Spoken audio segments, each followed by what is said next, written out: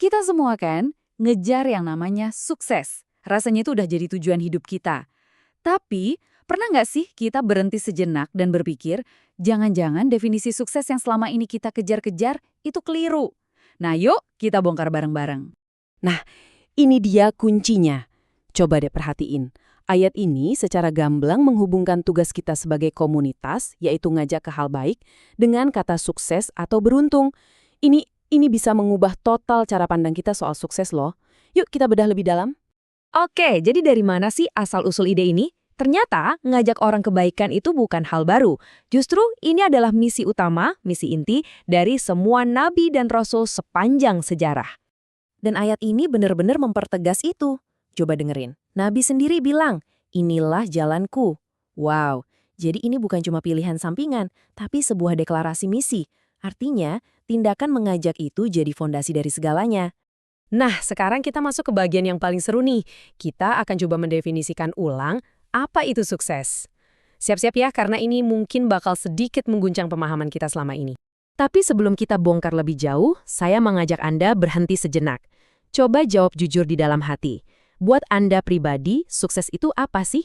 Apa yang benar-benar bikin Anda bangun tiap pagi dan berjuang? Ya kan? Kalau ditanya, kebanyakan dari kita mungkin akan jawab begini. Punya banyak uang, jabatan tinggi, gelar mentereng, followers banyak. Sumber kita menyebut ini semua sebagai perhiasan duniawi. Tapi gimana kalau semua itu cuma kayak oase di padang pasir? Kelihatannya nyata, tapi ternyata cuma ilusi? Lihat deh bedanya. Jelas banget. Di satu sisi ada sukses duniawi, yang kayak istana pasir. Bagus, megah, tapi sekali kena ombak, ya udah hilang. Di sisi lain, ada sukses sejati, yang kata Imam Al-Haddad adalah kebahagiaan dunia dan akhirat. Ini kayak pohon yang akarnya kuat, yang ngasih keteduhan gak cuma sekarang, tapi selamanya. Nah, konsep keren ini ada namanya Al-Falah. Dan jangan salah, Al-Falah itu bukan berarti kita harus jadi miskin atau ninggalin dunia. Sama sekali bukan. Justru sebaliknya, kita pakai semua yang kita punya di dunia ini, uang kita, posisi kita, ilmu kita, sebagai alat buat ngeraih kebahagiaan di akhirat. Nah, itu baru namanya kemenangan sejati. Dan ternyata, konsep Al-Falah ini nggak egois loh.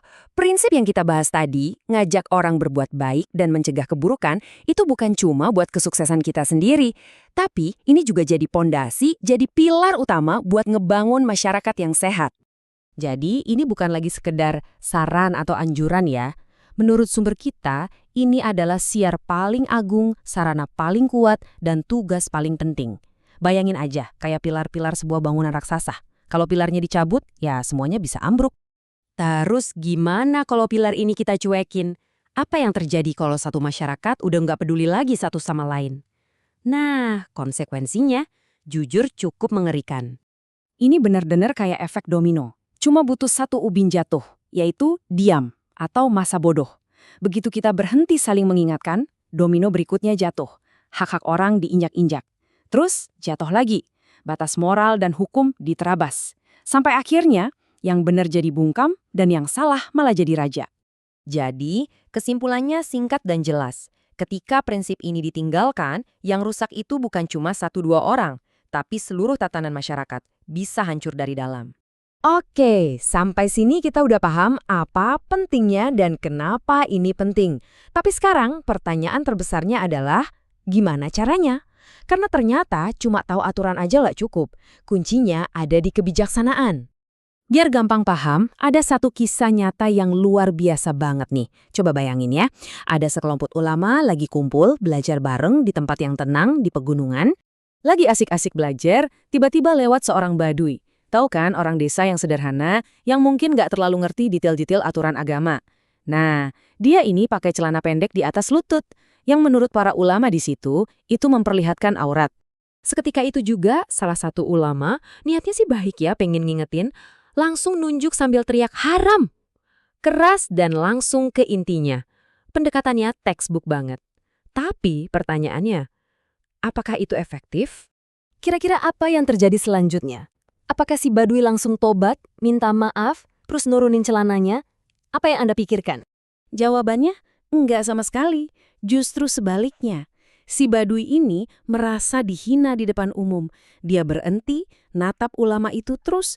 Dengan sengaja dia malah naikin celananya lebih tinggi lagi. Ironis banget kan? Niat mau ngelurusin yang salah, malah bikin kesalahannya jadi lebih parah. Nah, ini dia pelajaran utamanya. Mencegah kemungkaran itu ternyata bukan soal teriak-teriak aturan atau ngejudge orang.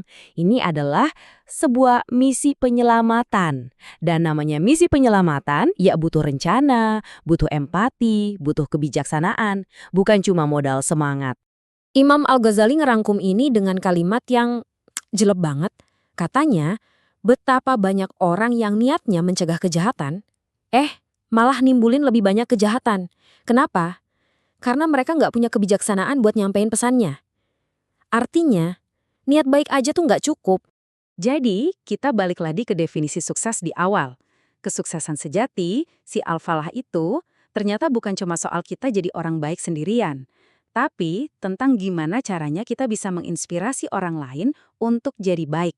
Bukan dengan paksaan, tapi dengan kebijaksanaan dan rasa kasih sayang. Nah, sebagai penutup, pertanyaan ini buat saya dan Anda semua. Dalam interaksi kita setiap hari, kita ini lebih sering ngebangun jembatan dengan kebijaksanaan atau malah sibuk ngebangun tembok dengan aturan-aturan kaku. Coba kita renungkan.